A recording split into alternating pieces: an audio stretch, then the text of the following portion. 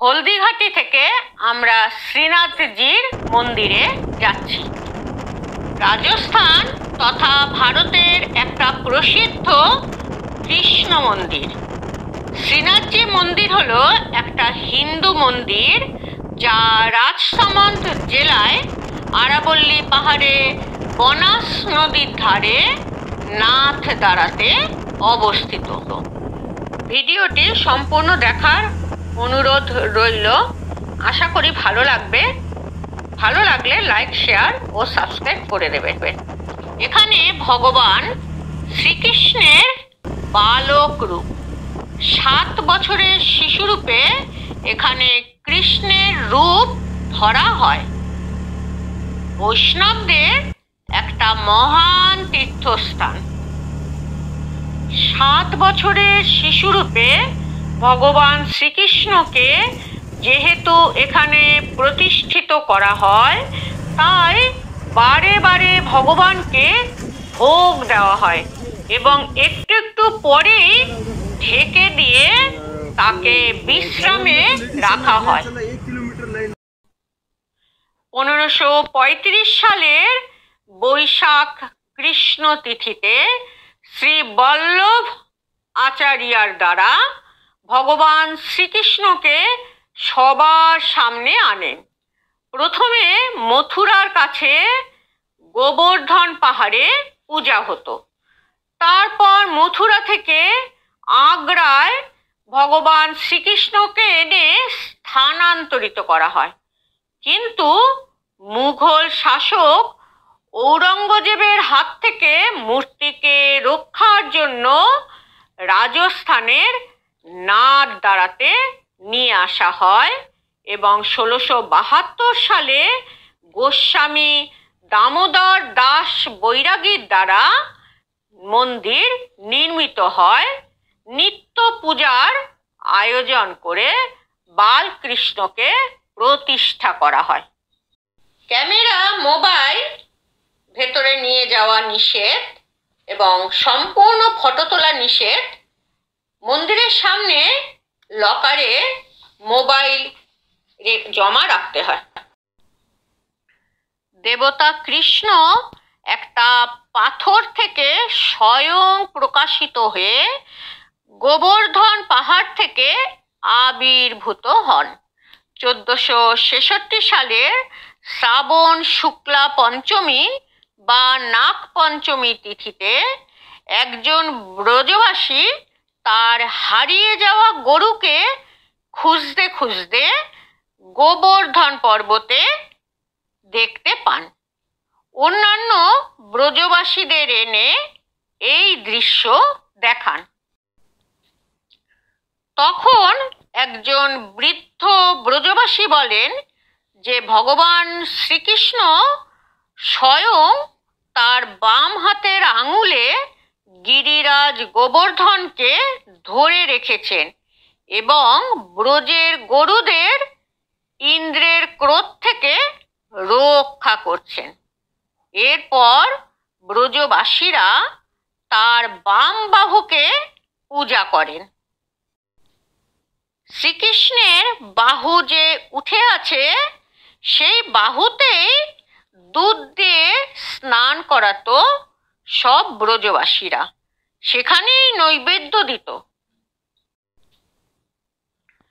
1535 সালে বৈশাখের এক কৃষ্ণ একাদশীর বিকেলে একটা অলৌকিক ঘটনা ঘটে।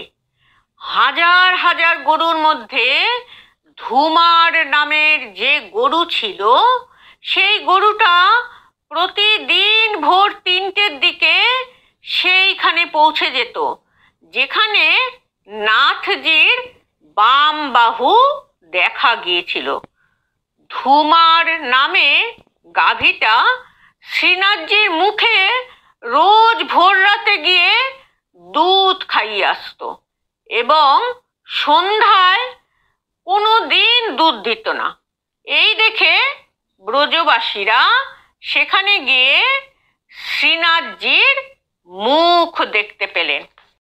স্থানীয় দোকানগুলোতে শ্রীনাথ ভগবান শ্রীকৃষ্ণের বিভিন্ন ধরনের ফটো, পোশাক, বিভিন্ন অলংকার প্রভৃতি কিনতে পারেন। ভগবানের নানা রকমের ভোগ স্থানীয় দোকানগুলোতে কিনতে পারবেন। মিষ্টি, হালুয়া, বেসনের লাড্ডু, পুরি, সবজি, দুধের বিভিন্ন মিঠাই, বিভিন্ন ধরনের প্রসাদ খুব সুস্বাদু। আমরা দুপুরের খাবার এই সুস্বাদু প্রসাদই কিনে খাই। হোলি, জন্মাষ্টমী, নন্দোৎসব, দেওয়ালি, অন্নকূট, বসন্ত পঞ্চমী, রামনবমী, অক্ষয় তৃতীয়া প্রভৃতি বিশেষ বিশেষ দিনে ভক্তদের ঢল নেমে আসে এই মন্দিরে। মঙ্গলারতি একটু দেরিতে হয়, যেহেতু ভগবান এখানে বালক, তাই তার ঘুম থেকে উঠতে একটু দেরি হয়। প্রচুর খাবারের দোকান। এছাড়া এখানে শ্রীনাথ মন্দির ছাড়াও অন্যান্য আরো মন্দিরও আছে। থাকার জন্য ধর্মশালা, হোটেল, গেস্ট হাউস সবই পেয়ে যাবেন।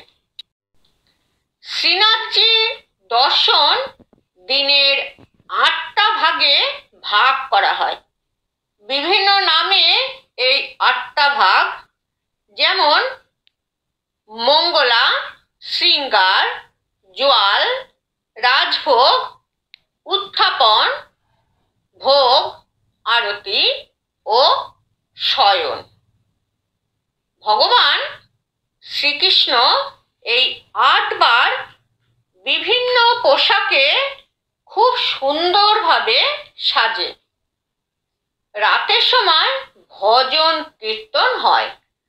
প্রচুর লোকের সমাগম হয় এই আরতি দর্শনে। শ্রীনাথজির মন্দিরে কি করে যাবেন? প্রথমে উদয়পুরে আসতে হবে। উদয়পুর থেকে মাত্র 45 কিলোমিটার দূরে অবস্থিত নাথদ্বারাতে ট্যাক্সি, অটো বা বাস করে পৌঁছে যেতে পারে। সারা বছর প্রচুর ভক্ত এই মন্দির দর্শন করেন, তবে শীতকাল উপযুক্ত সময়।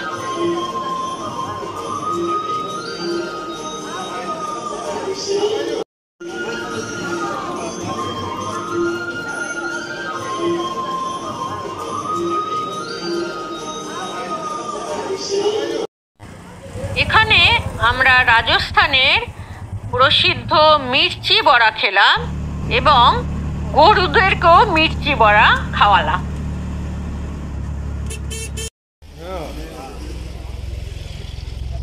শ্রীনাথ মন্দির দেখে একলিঞ্জি শিব মন্দিরে এলাম। উদয়পুর থেকে প্রায় 20 কিলোমিটার উত্তরে কৈলাসপুরী জেলাতে এটি অবস্থিত। ভগবান শিবের অনেকগুলো নামের মধ্যে একটা হলো একলিঞ্জি, যার অর্থ হলো একত্ব। মেওয়ার রাজ্যের আসল সিংহাসন হিসাবে শিবের মন্দিরকে রাজপুতেরা বিবেচনা করতেন। সারা বছর প্রচুর ভক্ত এই মন্দির দর্শন করতে এখানে আসে। একলিঞ্জি মন্দিরের ভিতর ফটো তোলা সম্পূর্ণ নিষেধ। 8ম শতাব্দীতে রাজপুত শাসক বাপ্পা রাওয়াল এই মন্দির স্থাপনা করেন। 15 শতাব্দীতে মোগল শাসক দ্বারা মন্দির ধ্বংসপ্রাপ্ত হয়। পরে আবার 2500 বর্গফুট জুড়ে দোতলা ভবন সম্পূর্ণ মার্বেল দিয়ে নির্মাণ করে দেওয়া হয়েছে। মন্দির সমাধির মতো 108টা স্থান আছে। কৈলাস পর্বতের দ্বার রক্ষক নন্দীসার শিবের বাহন সবাইকে স্বাগত জানায়। পঞ্চমুখী মূর্তি অর্থাৎ 5মুখী শিবলিঙ্গটি সম্পূর্ণভাবে কালো মার্বেল দিয়ে তৈরি। গর্ভগৃহে 4টে দরজা আছে। মুখগুলো দেবতাদের রূপের প্রতিনিধিত্ব করে। পশ্চিম দিকে অর্থাৎ সামনে ভগবান ব্রহ্মা, উত্তর দিকে ভগবান বিষ্ণু, দক্ষিণ দিকে ভগবান মহেশ্বর এবং পশ্চিমে সূর্য রয়েছে। ওপরের দিকে পঞ্চমুখ রয়েছে, যা সমস্ত দিককে একত্রিত করে। প্রদক্ষিণ করার সময় প্রতিটা মুখই দেখা যায়। এখানে 2টো কুণ্ড দেখা যায়, একটা কর্চ কুণ্ড এবং একটা তুলসী কুণ্ড। এখানে এই কুণ্ডে প্রচুর পদ্ম ফুল ফোটে। প্রতি সোমবার শিবরাত্রিতে রাজপরিবার মন্দিরে প্রার্থনা করতে যান। উদয়পুর টাইগার হিলে অবস্থিত প্রতাপ গৌরব কেন্দ্র মহারানা প্রতাপ সম্পর্কে বিভিন্ন তথ্য জানতে পারবেন। এখানে মিউজিয়ামটা দেখে নেবেন।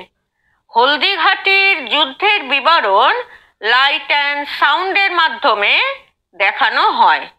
এখানে 57 ফিট উচ্চতার মহারানা প্রতাপের মূর্তিও রয়েছে।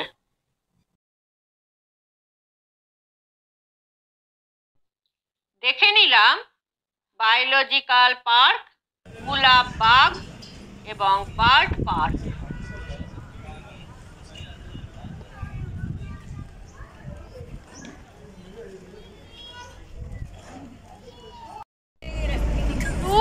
যখন যেমন চ্যানেলটি যারা সাবস্ক্রাইব করেছেন তাদেরকে অসংখ্য ধন্যবাদ পাশে থাকার জন্য, এবং যারা এখনো সাবস্ক্রাইব করেননি তারা সাবস্ক্রাইব করে নেবেন।